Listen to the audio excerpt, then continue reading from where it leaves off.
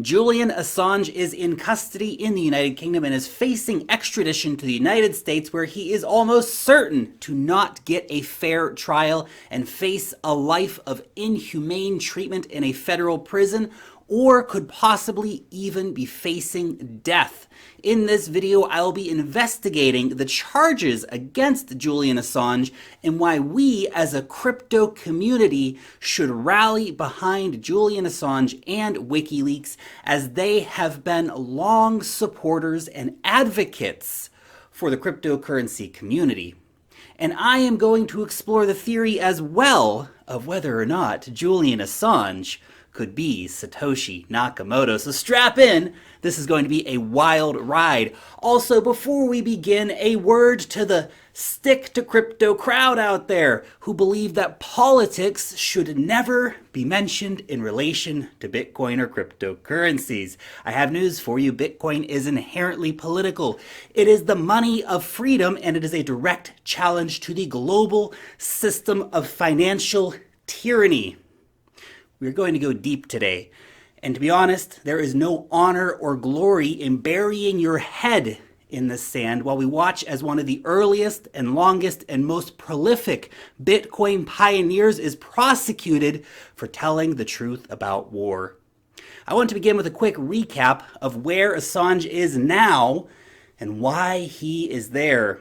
Assange, as you likely know, has had his asylum request invalidated by Ecuador in contravention, of course, of international law, and the UK has arrested him on breach of bail charges, ending his 7-year confinement in Ecuador's London embassy.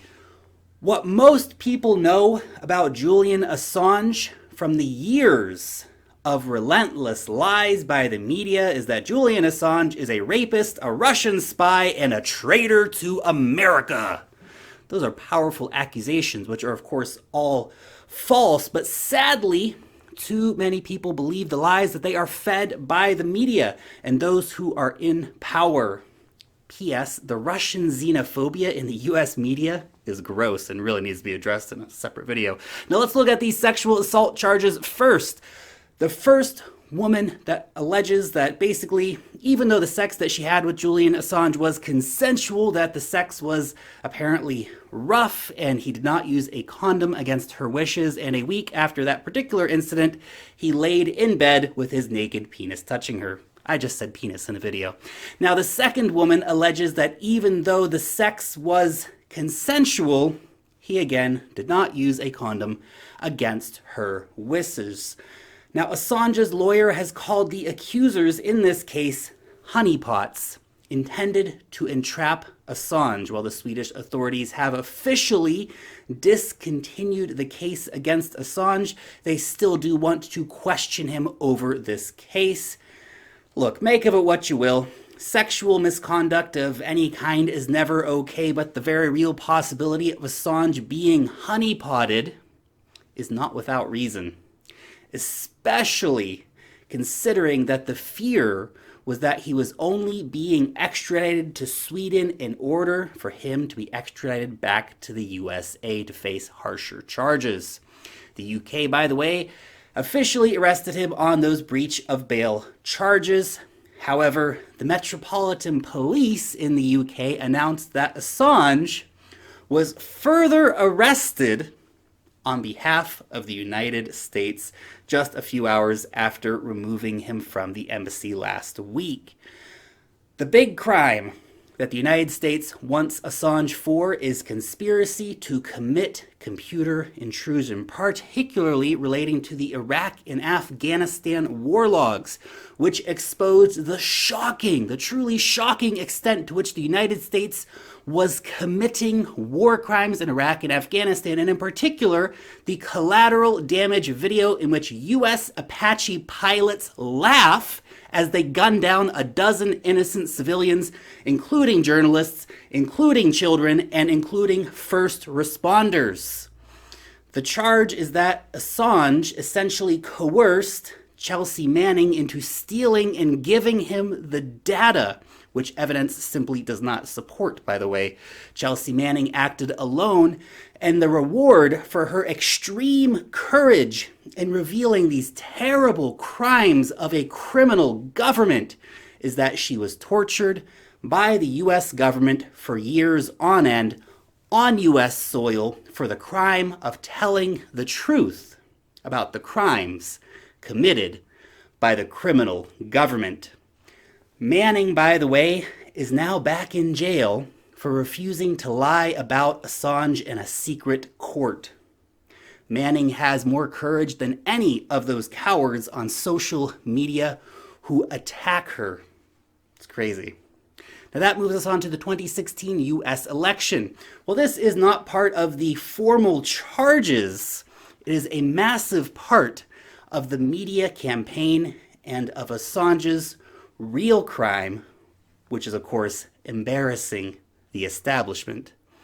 The Podesta emails were leaked a few days before the 2016 election and were a shocking revelation into how disgusting the Clintons are and how dirty the Democratic National Committee is. Those leaks revealed that the Democratic primary was indeed rigged by Hillary Clinton and her cronies, and that her pay-for-play corruption with Wall Street and donors to the Clinton Foundation was indeed true, among many other things. Please remember that Assange did not commit those crimes. He did not rig the primary. He did not take money from Wall Street in return for favors.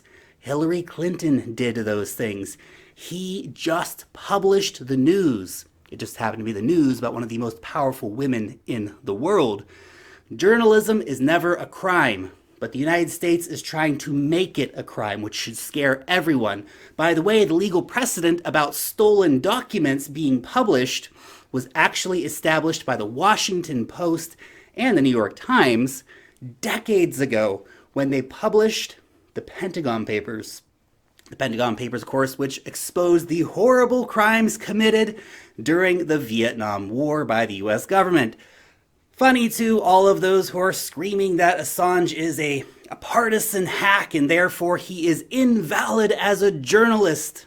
Those same people ignore the intense partisan hackery and knee-scraping filleting of the establishment by the mainstream media. Now, some will argue that it does seem that WikiLeaks seemed to prefer Trump over Clinton. Fun fact, did you know that in private conversations, Hillary Clinton actually threatened to murder Assange with a drone strike? I mean, look, she does say that she didn't, well, that she doesn't remember saying that, but it was a joke if she did say it. Really, Hillary? Who believes you? Nobody, that's who. She has just come out also saying that Assange must answer for what he has done. That is so richly hypocritical coming from Hillary Clinton. It's crazy. Now, WikiLeaks, of course, embarrassed Hillary not just in 2016 when they exposed what a terrible person she is during the final days of the 2016 election, but also all the way back in 2010 when WikiLeaks published the diplomatic cables of the US, detailing how the United States conducts its foreign affairs. Everything from spying on allies to covering up war crimes. All the good stuff. This, of course, was under Hillary Clinton's tenure at the State Department. And of course, it's no wonder that she wants to see Assange 6 feet under. Some also say that Assange was overly biased because he did have information about the RNC or about Trump and he didn't release it. Assange said, yes, I do have that information, but he said, from a point of view of an investigative journalist organization like WikiLeaks, the problem with the Trump campaign is it's actually hard for us to publish much more controversial material than what comes out of Donald Trump's mouth every second day. Now, you can fault him for not publishing those documents and you'd be fair in that criticism, but it is far from being a criminal act to not have published those. The fact is, Assange did not steal documents from the United States government, nor did he coerce Manning into doing it, nor did he hack the DNC. He did what all journalists should have done. He published the truth about the terrible crimes of empire. When given that information by an incredibly brave patriot like Chelsea Manning. But Assange embarrassed those in power by revealing their lies. And oh, are the lies many, many, and sickening. But embarrassing the powerful, as we can see, is a very dangerous game, and the resulting smears of Assange just keep on coming. Like the Manafort Assange collusion lie, which The Guardian published, and for some reason still leaves published in spite of being proven to be categorically untrue. Also very interesting that Ecuador got itself approved for a nice little $4.2 billion IMF loan just the other month. That's a good boy, Ecuador. Now roll over. That's right. Big Daddy Uncle Sam has a nice little treat for good boys. That's a good Ecuador.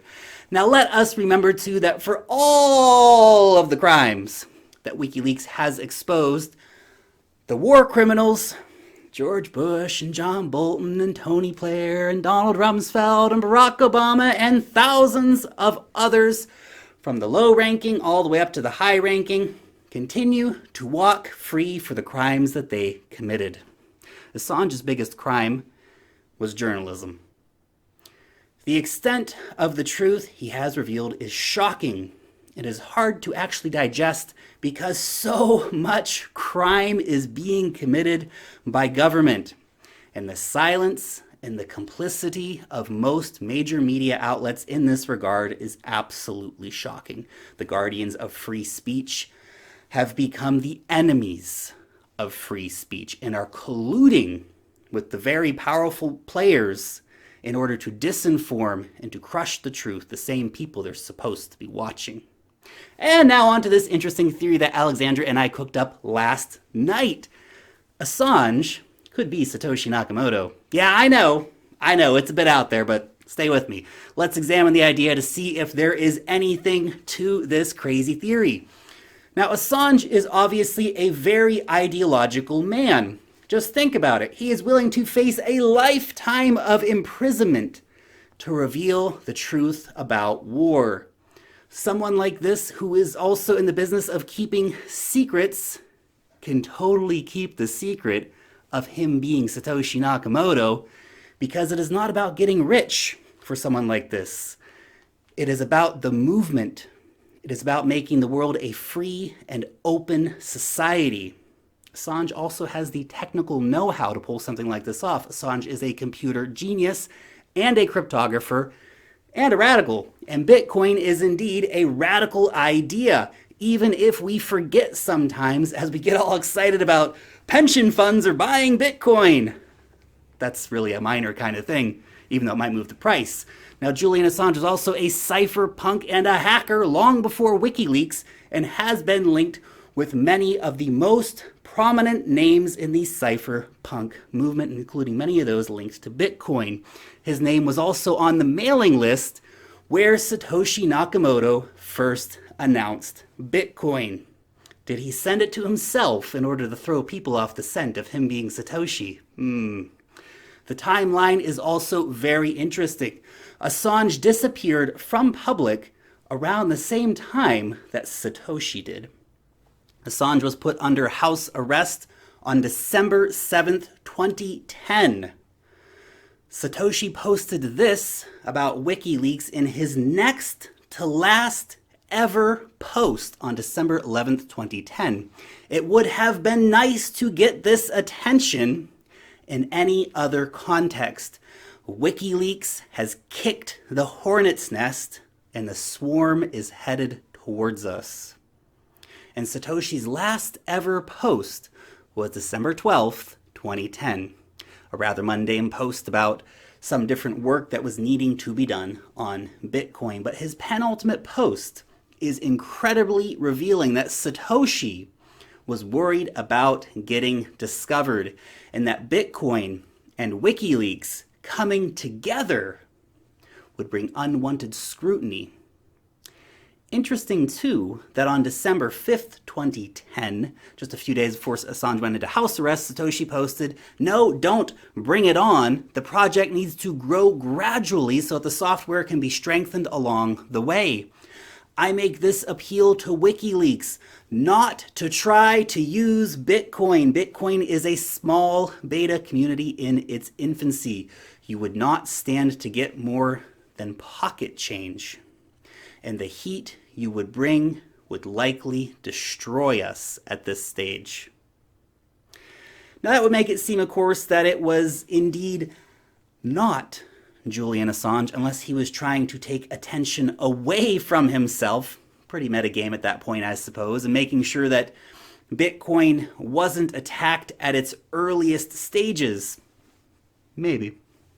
Also scared, of course, that the increase of publicity may reveal that he is Satoshi. So Satoshi disappeared. Actually, the much more likely reason for this comment that Satoshi put out is primarily that Bitcoin was not technically ready to stand up to the kind of challenge that WikiLeaks presented in terms of being very powerful censorship-resistant money at a state level. But regardless, we cannot argue with the fact that Satoshi disappeared at the same time that Assange did, or basically within a couple days of that happening, that Assange went into house arrest. Also that WikiLeaks followed the advice of Satoshi and actually waited until June 14th, 2011 before they started accepting Bitcoin. Interesting note. Keep in mind, too, that while under house arrest and in the embassy, Assange would have risked a lot if he was indeed Satoshi, as he was under constant observation in both of those situations. And he may not physically have the private keys with him needed to move that Bitcoin. It might be buried in his mom's backyard or something like that. Something to think about. Okay, now look, in all seriousness, is it possible that Assange is Satoshi Nakamoto? Well, I feel that it certainly fits with who Assange is and what he is capable of doing. A more likely scenario could be that Assange could have been part of the Nakamoto team or was simply aware of them and perhaps assisted them in some of the things that they were doing. Keep in mind, Assange was busy running WikiLeaks at the time that Bitcoin was created, which, considering the scale of WikiLeaks and the heat that WikiLeaks has brought, will be quite time-consuming to also try and launch Bitcoin at the same time. But we can certainly imagine that this is something that would generally fit with Assange's overall worldview, and that he could indeed have been a part of making Bitcoin happen. But even if Assange is Satoshi, or was a part of the team, it doesn't matter. Because who Satoshi is doesn't matter, because leaving was one of the best things that Satoshi ever did. Not knowing who Satoshi is important for Bitcoin, and Assange, more than anyone, understands how to keep a secret. Another great Assange Bitcoin moment also came when Assange read out Bitcoin block number 447506 and its hash during a Reddit AMA in 2017 as proof of life, since the blockchain hash is unique and impossible to predict, and it proved that he was alive. And that the interview was not pre-recorded, which was actually the first time that someone had used Bitcoin to do such a thing, which is pretty cool. Making Assange and WikiLeaks, of course, a pioneer in Bitcoin in yet another different way. Assange has also had this to say about Bitcoin in the past. He said, "Bitcoin is an extremely important innovation, but not in the way that most people think. Bitcoin's real innovation is a globally verifiable proof of publishing at a certain time. The blockchain nails down history, breaking Orwell's dictum of he who controls the present controls the past, and he who controls the past controls the future." Satoshi, whoever he, she, they was or were, was humble enough to not run around shouting from the rooftops, "I am Satoshi Nakamoto!" or patent trolling everyone, or suing everyone who says that they're not Satoshi Nakamoto. Satoshi understood the importance of walking away, which funnily enough brings me to the guy who is not that clever and who is certainly not Satoshi Nakamoto. Craig Wright. Wikileaks has recently gone after Craig Wright, publishing a load of documents which record some of the many frauds committed by Craig Wright. It's also curious that Craig is only suing relatively powerless Twitter users in his campaign of intimidation against those who say he's not Satoshi. But he has not sued Wikileaks. But Wikileaks, of course, has top-tier lawyers and has evidence that he is indeed a fraud. So why would he try to sue them? Funny, too, that the Craig Wright Julian Assange beef actually goes way back into the 90s and the early days of the cypherpunk movement, where Julian Assange was pwning him even back then. Anyway, Assange is one of the most prominent members and earliest innovators in our community, and right now he needs our support. Whether or not Assange was in any way involved in the creation of Bitcoin or not, it doesn't really matter. WikiLeaks stands out as a shining example of the power of the freedom of money which Bitcoin provides. And WikiLeaks is one of the original Bitcoin pioneers. And Assange has more courage than most, especially any of the cowards who are out there calling for his arrest or his murder for telling the truth. And telling the truth is indeed a deadly, dangerous game and a disruptive game. And both WikiLeaks and Bitcoin are massive disruptors. Bitcoin is freedom. Bitcoin is power, especially in a world run by criminals. Telling the truth about their crimes becomes a crime, and that is scary. The public deserves the truth, always, even if it is hard to hear. We are citizens of a modern society. We cannot make informed decisions without knowing the truth. The detention of Assange is a crime against us all, and we must continue to call for his release and to support WikiLeaks in their fight for the truth. WikiLeaks was one of the earliest Bitcoin adopters and has long been the victim of financial censorship, having been cut off from the likes of Visa and MasterCard, really most financial services in most jurisdictions. WikiLeaks was the organization that Bitcoin needed, and it proved the true power of censorship resistance. And Bitcoin was the money that WikiLeaks needed. Bitcoin has been the money of truth in the empire of lies. If you believe in a free press, and if you believe in the truth, then please consider sending a few bucks over to WikiLeaks. I just donated some Bitcoin to WikiLeaks. However, of course, if you do worry about the transparency of the Bitcoin blockchain, then you can always use a different cryptocurrency. They actually accept Monero and Zcash as well, so you can also donate in that. P.S. They also have a cool shop if you want to grab some sweet WikiLeaks shirts or some sweet posters. You can grab those as well.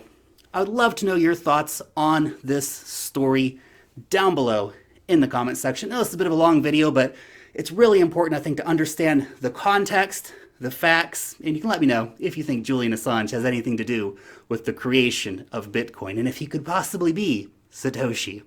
Interesting concept anyway. As always, you guys are supremely awesome. If you haven't checked out the free course yet, Cryptocurrency Explained, it is a free course designed for beginners and those who are kind of newer to cryptocurrency. You can still learn a lot if you've been around for a while as well. You can always tell your friends to go to thecryptolark.org, where they can find all of the videos hosted. And if you enjoyed this video, leave a thumbs up on it. You can always subscribe to the channel if you are new around here. Long live the blockchain, and peace out till next time.